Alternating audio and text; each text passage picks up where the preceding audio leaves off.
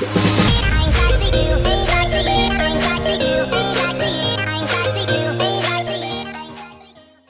guys, welcome back to the channel and welcome back to another video. So this video is something we haven't done in a while. We're actually working on my car today. Nothing has been wrong with our cars lately, so we've had nothing really to fix, so that's why hasn't been any like car fixing content. So I've got a bit of good news and bad news for my car. Some good news is I've just got some personalised plates put on my car. So as you can see here, I've got some Japanese style personalised plates, MPS 8U. I saw them come up on Facebook and they came off another MPS, and I saw them and I thought they're quite cool, so I ended up buying them. Yeah, so I got them put on a couple of weeks ago. Yeah, looking good. The car's quite dirty and eager to wash, but it's at least of its worries at the moment.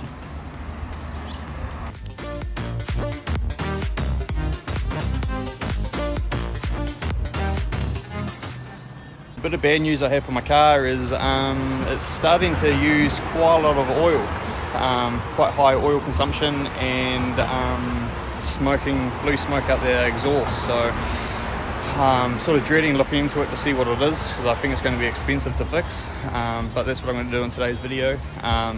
Chuck the car into Dad's workshop and pull it apart and start finding out where it's using this oil. Is it my turbo? Is it the PCV?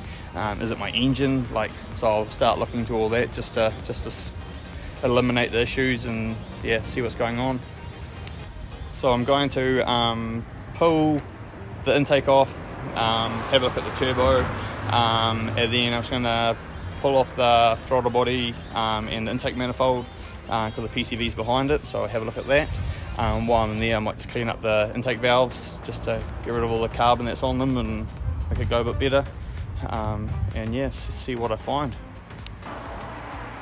So here we have my car inside the workshop. As you can see, I've pulled some stuff out. Obviously the battery and the ECU used to go here, my intake used to run through here, and the top hose from the intercooler I've all removed. It's all down here on the ground. So you obviously the intake and the intercooler piping here, battery and ECU and all that. ECU is part of the battery box. So yeah, I've removed all that. If you look down here,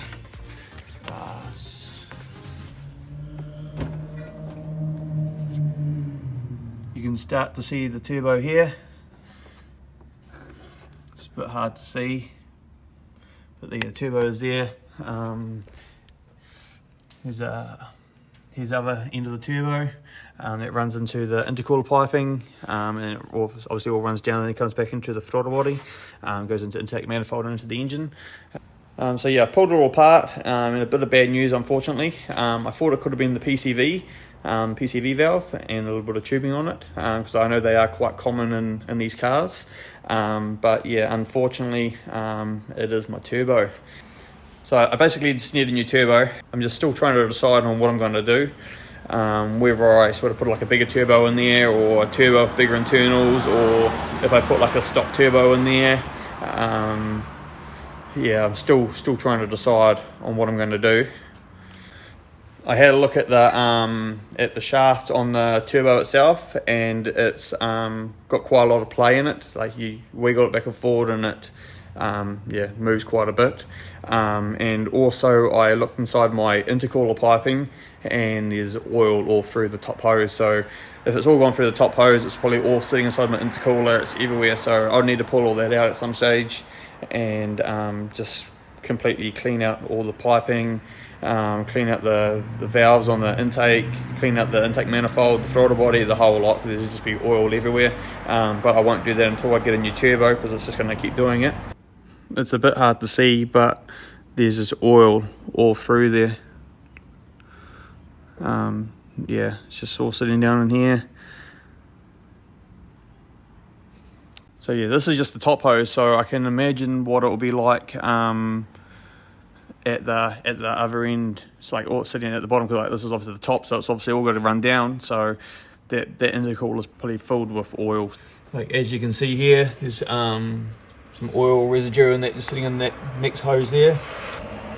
It's a bit hard to see, but if you look just down in here and up in here, it's this is my transmission mount, and it's all like broken in there.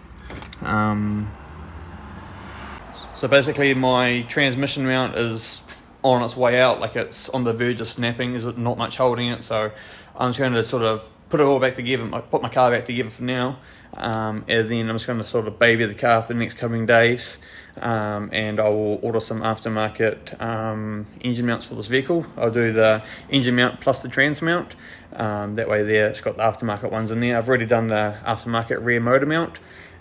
So yeah, put some aftermarket ones in there. That will be a lot better than the factory OEM ones, because these ones here I actually only replaced probably 2 years ago with OEM, but obviously they haven't last, so I will put some aftermarket ones in.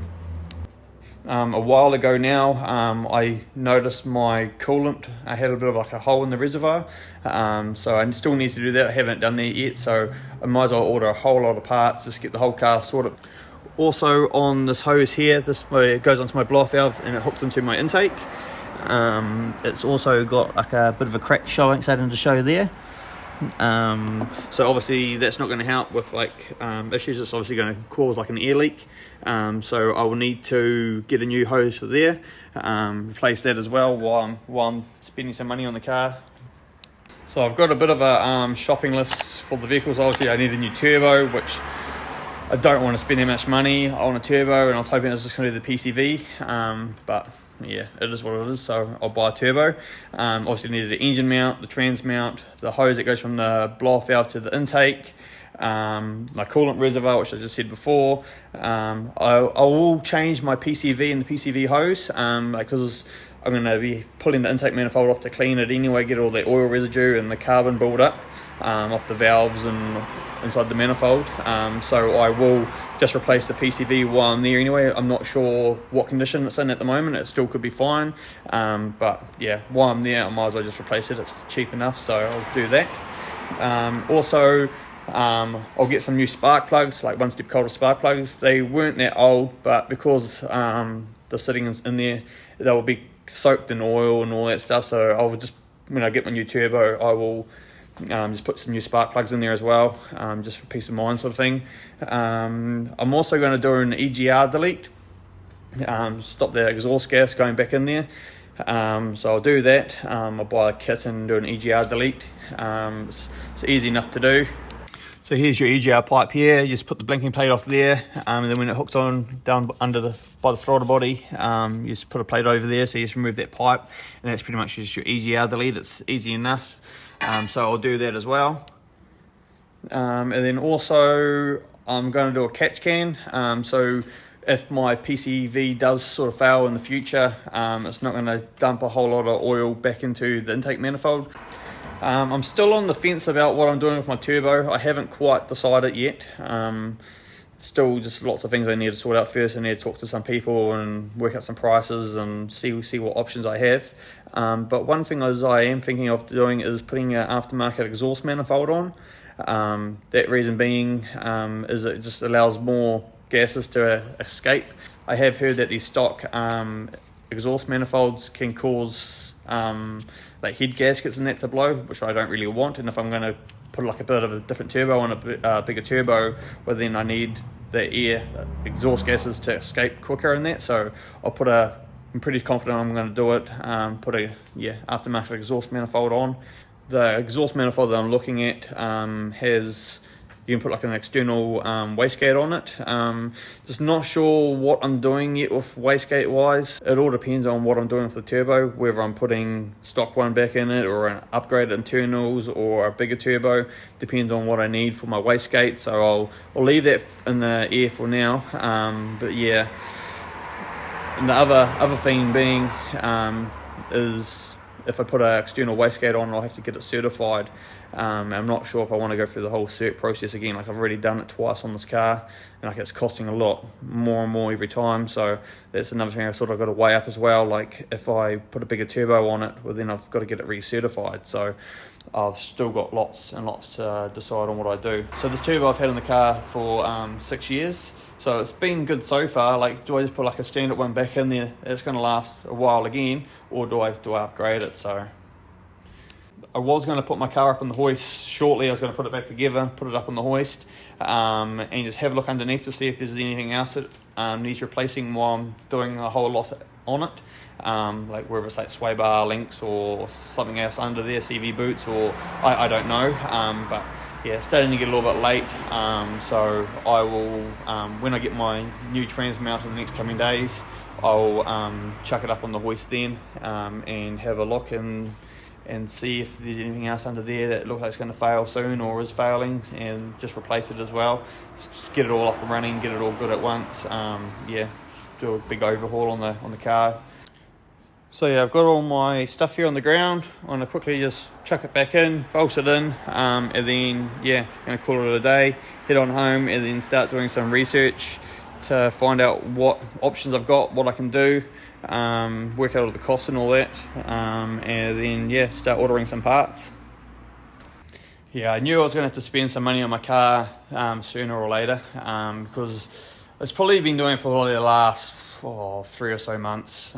Just every now and then when you're sort of driving along, and you sort of downshift, like coming to a stop at the traffic lights or a roundabout or whatever, you see downshift, and every now and then in my rear vision mirror I just see like big puffs of smoke, blue smoke. So I knew that it's burning oil somewhere, and I've sort of just been dreading looking into it because I knew it was going to cost a bit to fix. But yeah, I've done it now, I've looked into it, I know what it is, so now I just need to get it sorted, and then the car will be all good again. Yeah, I checked my oil a little while ago as well, and I noticed that it used like half a litre of oil in about 3 weeks, which is quite a lot of oil. So yeah, I knew that it was definitely drinking oil and definitely oil related problems. But yeah, I just wasn't 100% sure on what it was, but yeah. I'm glad it is just the turbo though. Like it could have been the engine, which would have been a whole lot more money to get fixed, and it would have been a lot worse sort of outcome sort of thing. Whereas just the turbo, it's easy enough to bolt it on and away you go. Doing EGR delete and all that, I'll have to get it retuned and that, because obviously it's going to bring the engine light on. But if I put a bigger turbo on anyway, well, I have to get that tuned as well. So when I get it tuned, I might start running on that 100 octane that's here in, at NPD Fuels. One in Hamilton's not long been open, so I might take up running 100 octane rather than 98 from Mobil. But the only thing doing that is there's not that many NPD fuel sites around North Island at this stage.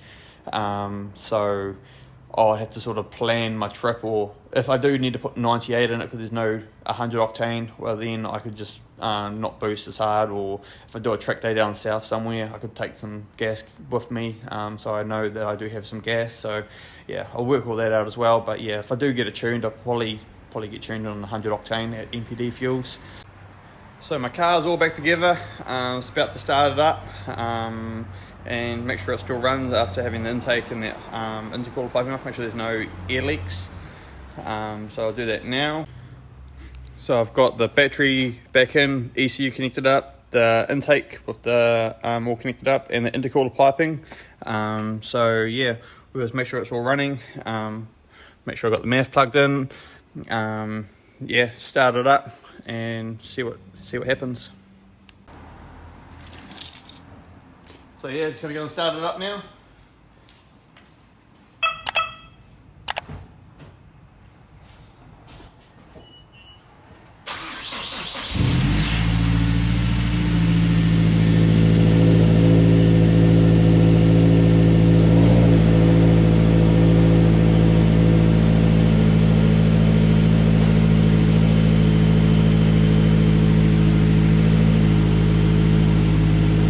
So it's currently running. It's very noisy because it's always noisy when it's cold. Yeah, we'll just leave it for it to warm up a little bit, and then I'll check to see if there's any air leaks or anything. Just feel around and have a look, and then go from there. Yeah, the car seems fine to me. I started up, revved it up. Yeah, seems to be doing exactly what it was doing before. So yeah, I'll just pick up the tools, take my car out, close the door, then call it a night, and yeah, start looking into my options to getting my car fixed. Thanks for watching this video. Hope you liked it. Please like and subscribe. Stay tuned for the next video where I decide what I'll be doing to my car, turbo wise. And then I will be putting the parts in, getting it all sorted, getting it retuned. And yeah, thanks for watching. Right.